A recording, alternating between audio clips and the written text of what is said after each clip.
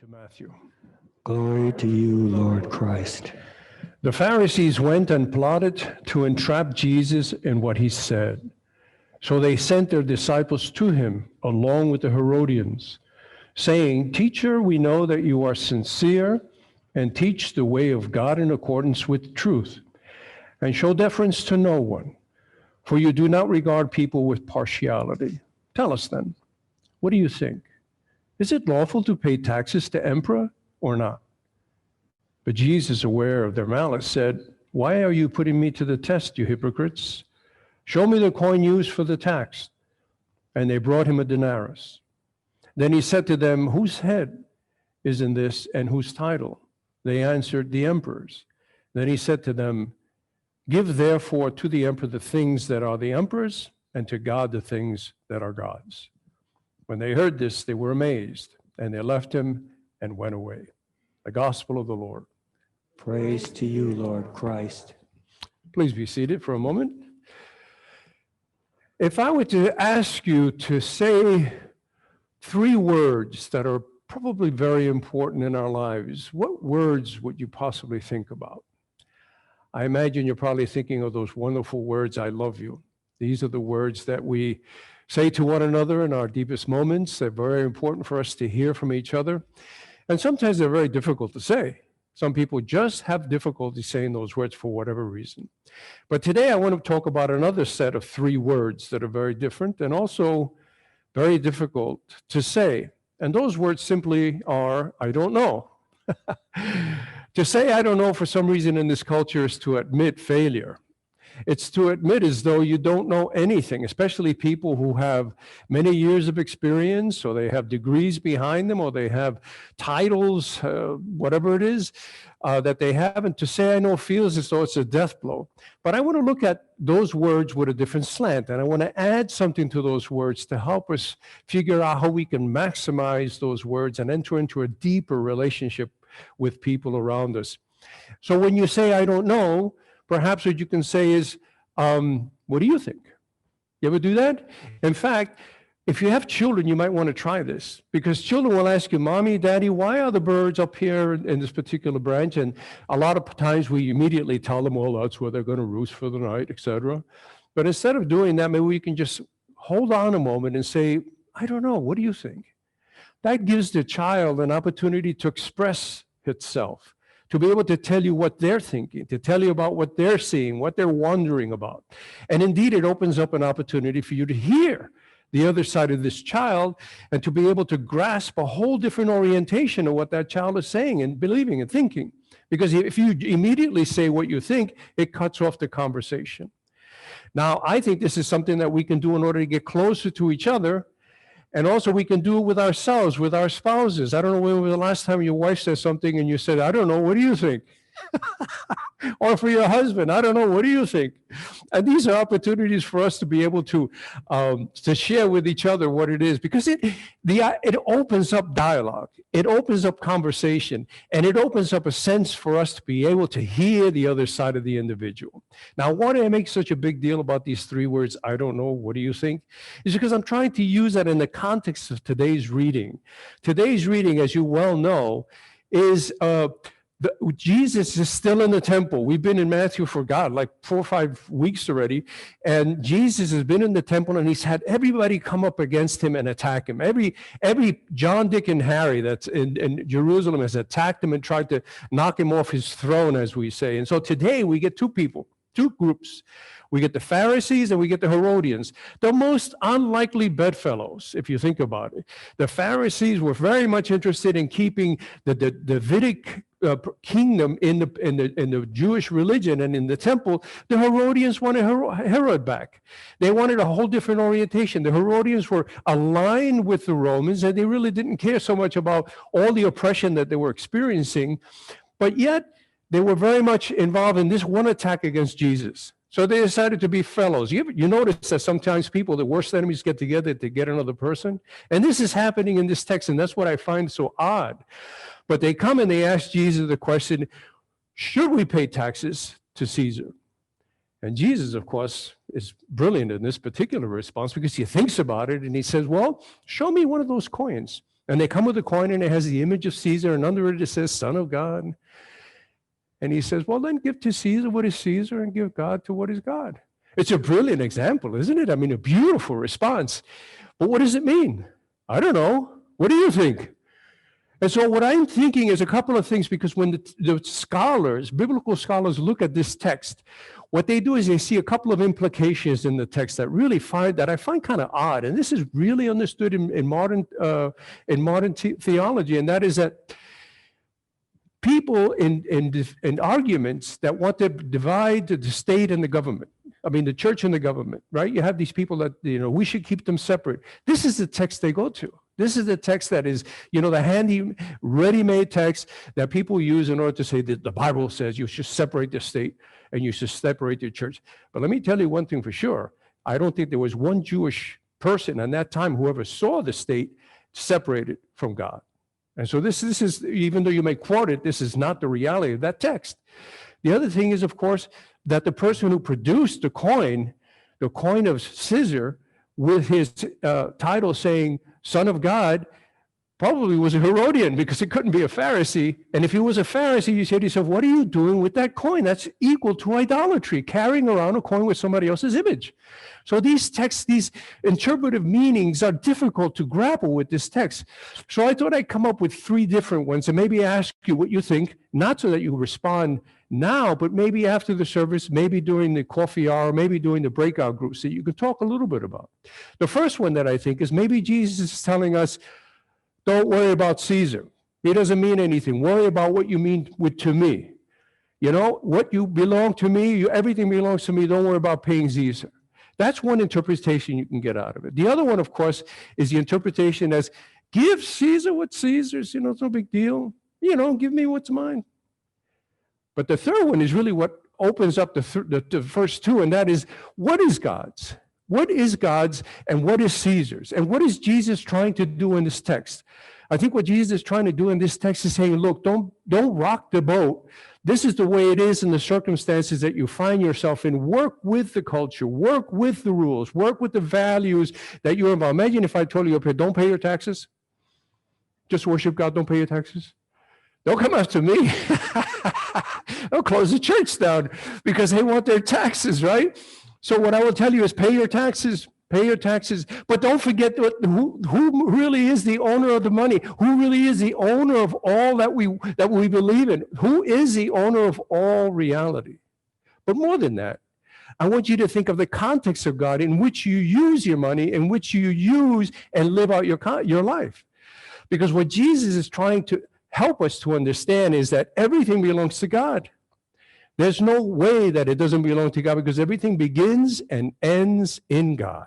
God is the Alpha, the Omega, the creator of all, the culminator of all things.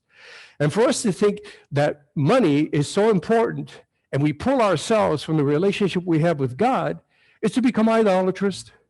And let me tell you right now that lots of what goes on in our life is about money. Lots of what goes on in our politics is about money. Lots of what goes on in family fights is about money, right? Because you have to think about money in terms of how you live your life. But the question is, what are the principles behind that you're living? What are the Christian foundational understanding about money that you have that help you to live out this life in a way that is honorable to God and honorable to everybody else? Because many people will spend their entire life trying to make money. And you know what? As envious I am, there's some people that are 20 and 30 years old that already have a bankroll. They can retire. I mean, they have a 401k, or they have just stocks everywhere. They have tons of money. And they say, well, by the time I'm 30, I want to retire. I can't stand people like that. Can you imagine being 30 and retiring with all that kind of money? But how do you get so much money? How do you accumulate money in such an exponential way? A lot of times it's at the expense of something else, isn't it? You're playing a game. You're in the game of making money. Some people make more, some people make less. Some people will win, some people lose. The whole world is based on that principle. The whole world in our economy is based on what we could make, what kind of profits we could make, what kind of money we can put in our banks, what kind of money we can put into the bank. And that money is the measure of all things for many people. And so if they don't have a strong 401, they're nervous. And we have a catastrophe right in our hands in our country today where about 6 million people are going to be out of their apartments, out of their homes because they can't pay the mortgage. They can't pay the rent. Are we literally going to throw them out because they're not paying money? Or is there something deeper that we can do? Is there a different answer that we can give to a situation that involves money? And that is that, yes, we can. We are brothers and sisters. We can carry you. We can work with you. We can help you. We can suspend some of the expenses that are incurred because we understand the situation. So what we need to run in our society is more the understanding that we belong to God rather than that money is what makes us feel powerful or independent.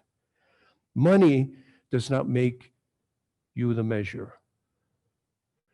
It's how you trust in the world and how you live with that money and how you express that money with other people that shows the values by which you live.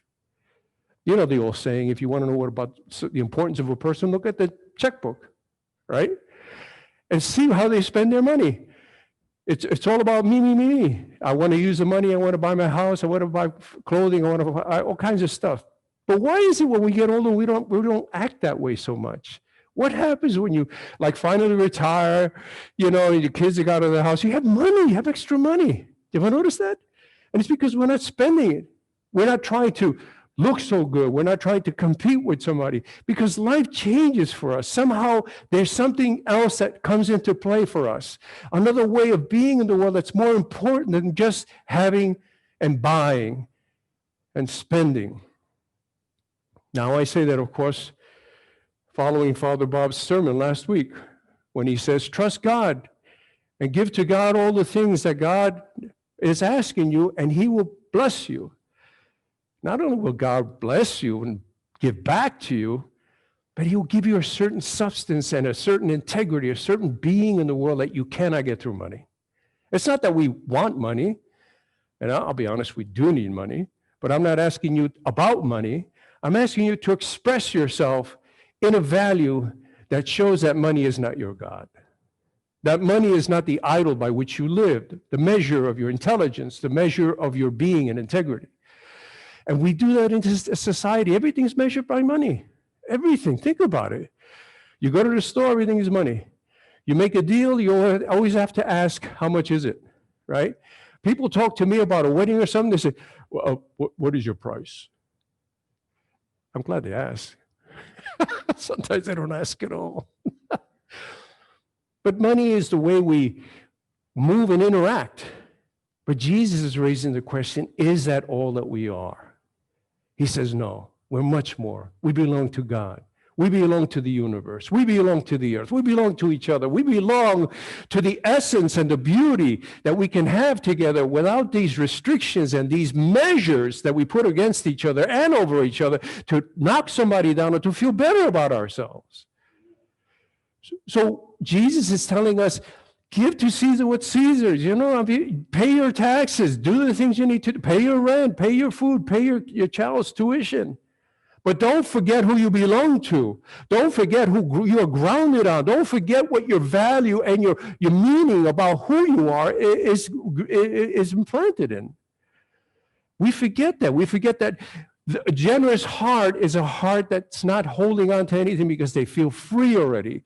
They're not worried about tomorrow. They're able to see the pain of another person. They're able to be generous and care for the other individual because they don't feel so guarded and so competitive, or they don't feel over somebody or under somebody. What a way of living, right? Everything is about money. And Jesus is saying, no, don't worry about that. Imagine if we trusted more in Jesus and lived our lives and lived our economy and lived our political without worrying so much about money. But worry about the individual. Does that person have enough to eat? Does that person live in a good place? Does that person have health care? Does that person have education? These are the things that are really important. You know why? Because then we all rise together. We all grow together. And the production that comes from us is going to be responding to the generosity we received. But if you measure people by what they can produce, they will only produce what you can give them. It's a terrible I-it relationship. It's really contractual.